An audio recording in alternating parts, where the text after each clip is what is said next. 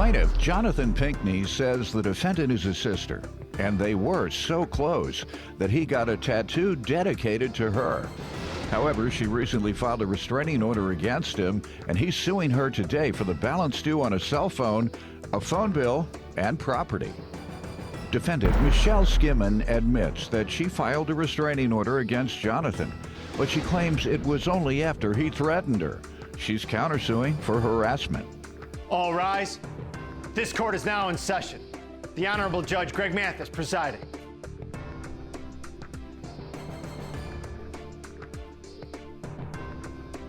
You may now be seated. Start with you. Your Honor, me and my sister, we've had a great relationship. We grew up together, and I left home at a young age. Our lives got back together again. Mm-hmm. We raised our children together. I've always been there for her. Turned around, I even got a tattoo that says I'm my sister's protector on me. Mm. She wanted to get a tattoo that says I'm my brother's keeper. So we've always looked out for one another. Is this the first time you've had any significant issues? Pretty much, yeah. I mean, there's a little side thing. She should have been the boy and I should have been the girl. Yeah, I'm a little sensitive. She's a little hardcore. Anyway, well, let me hear from her. Ma'am? I agree. My brother and I have always been close, Your Honor, and I've always supported him through everything. But just recently, I looked for support back from him, which I did not receive. In what way? Well, I was incarcerated. While I was incarcerated, How long? 13 months. While I was incarcerated, I looked for my brother to help support me and be there for me. In what way?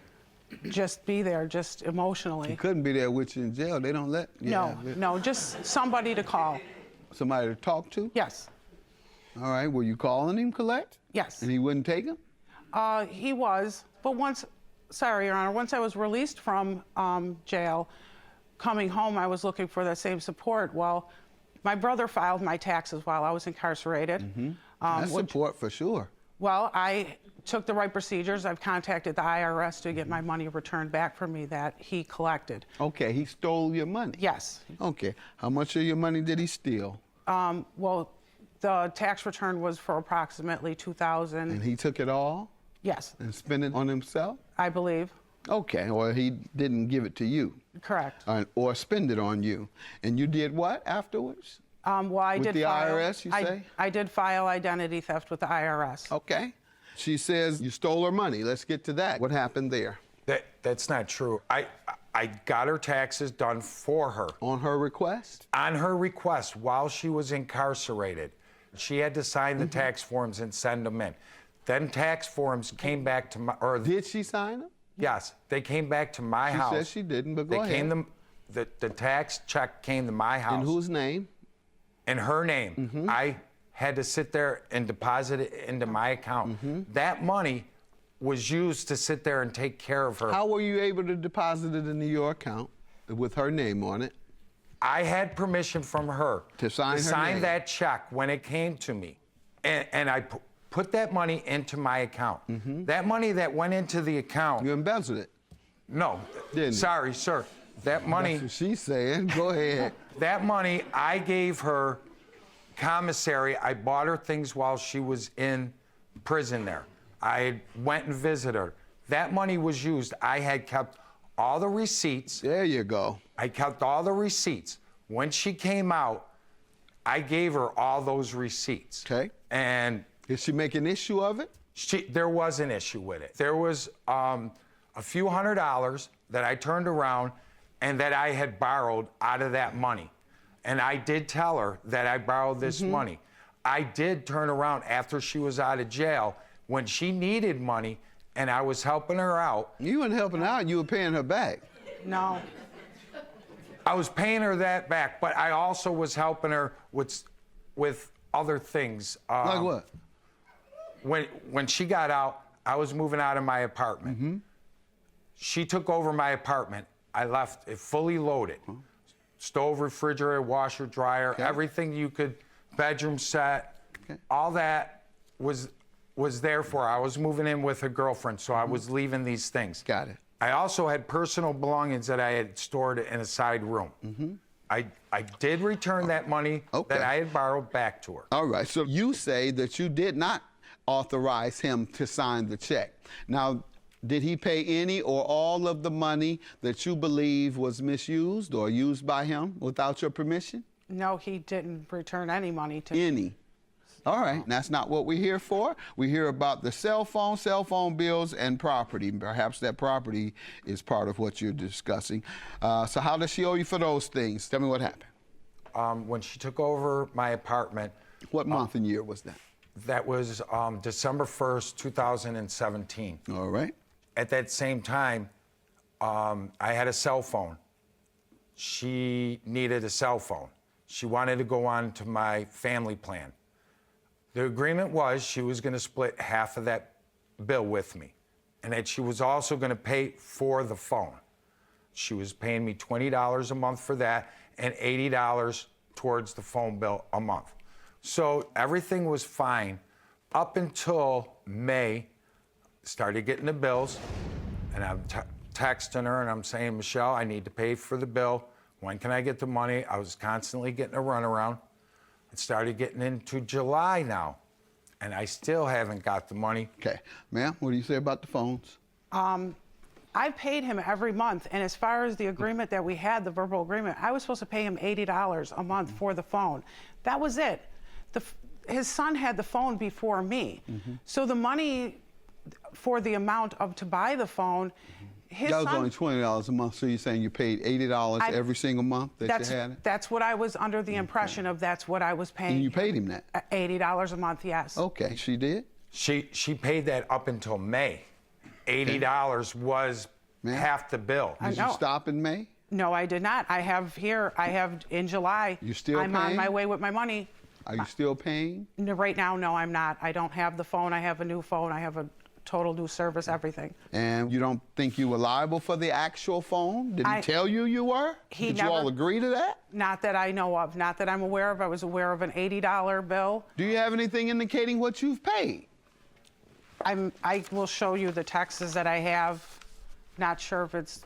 Well, tell me what they say. I don't know. It just says, you know, like I told him, I'm not ignoring you. You know, I can bring it over when I get home. Okay, how many pages is that? There's two, but the other one is pertaining to something. All right, this is plaintiff. I want the phone and my stuff from the house. Turning off the phone tomorrow. Sorry, this is July 11. Don't get ghetto. I promise you I will crave this tattoo off me. Carve this tattoo, it said crave. Carve this tattoo off me. I give no... Her response to him was take me to court. Is this why you wanted me to see this?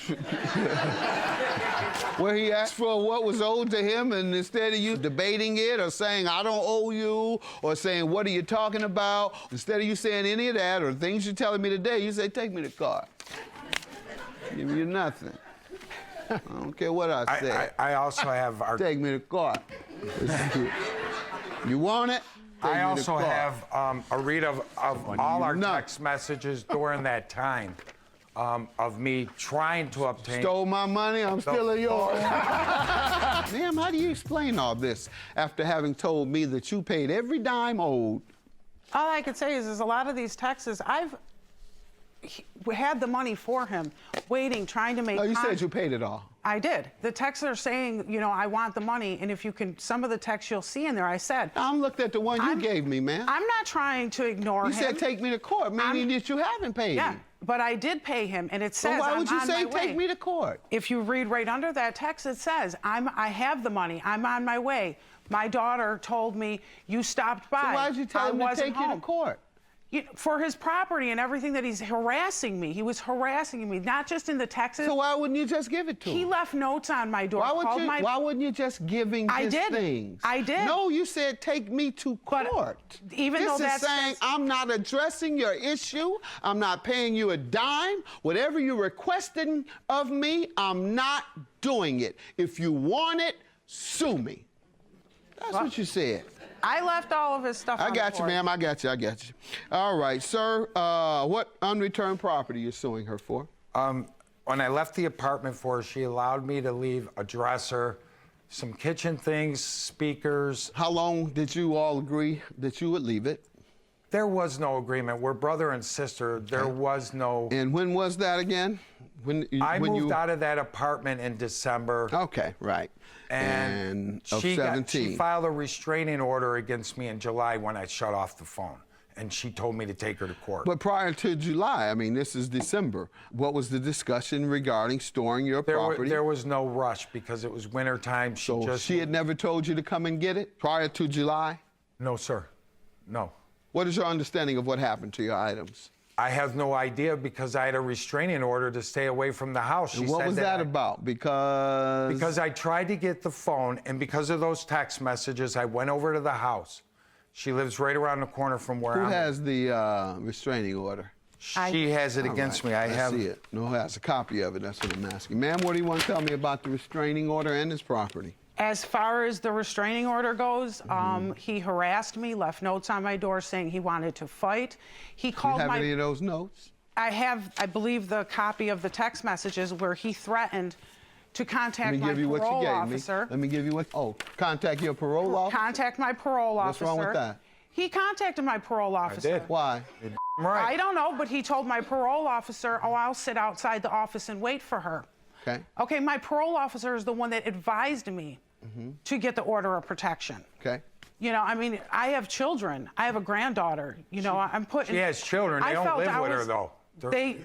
That's besides the point. No, it's not. That is the very point. You use them to try and... No, ma'am. You use them to try and give credibility to your statement that you were in fear. You said, I have children to worry about, suggesting that they stayed there and him doing these things put them in fear, when in fact they don't stay with you at all. So that is the very point. You're talking about that's beside the point. They're there.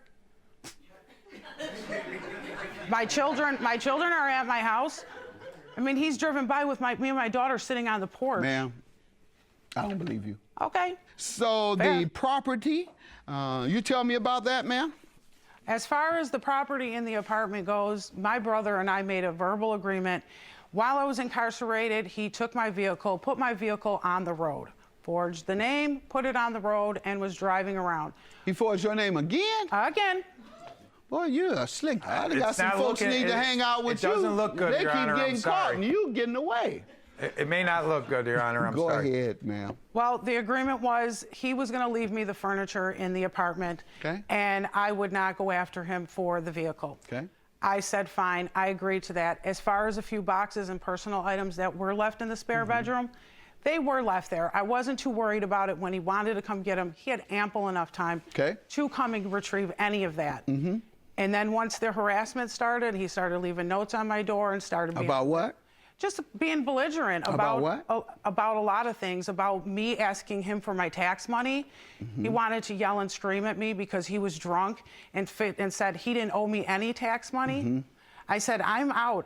You know, here I am struggling to pay you a phone bill, but you can't give me my money that you actually owe me. That's not true, Michelle. I told you I owed you a few $100. You never paid me. You never I did paid pay me. you. And when I got out, you never did anything for me. You didn't buy me a pack of cigarettes. You didn't give me any money. I did everything so where you're coming off where are you living now? Listen, what do you got to sit on? That apartment has nothing to do with you. You're not the landlord. Ma'am, You're not the landlord. Ma'am, he got your cell phone. So he did a little something for you. He gave you the means of communicating with the outside world other than having to walk to the outside world to communicate with everybody. Because you didn't have a car. You had a car. He had taken that.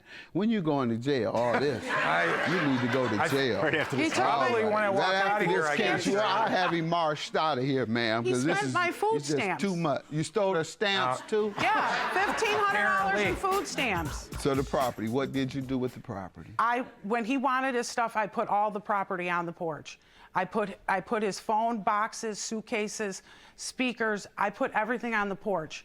It sat on my porch for a month. I wasn't allowed to go over there. I had a restraining order. It said to stay away. I couldn't have no contact with her. When was it, ma'am? When was it? This was in July that I put the stuff on the porch when he was asking me for it. Did you give him any notice that you were going to put his things out? I did through a third party.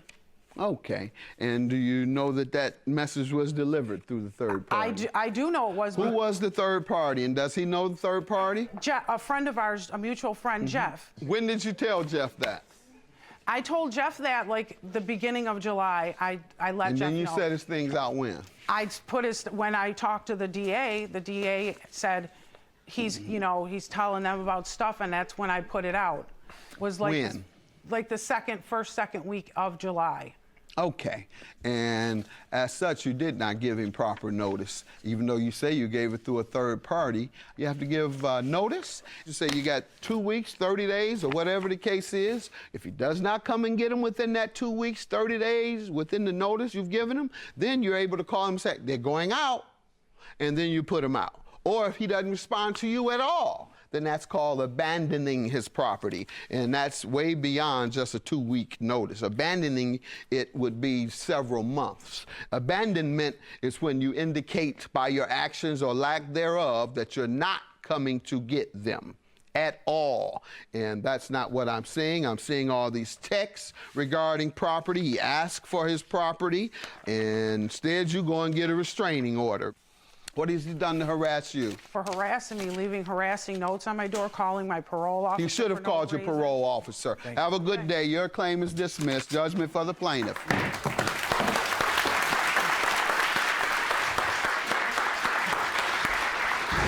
I kind of wish it never came to this. I love my sister very much, still do. We all have our own trials and tribulations in life. It's just choosing to do the right things at the appropriate time. And like I taught my son, say what you mean and mean what you say.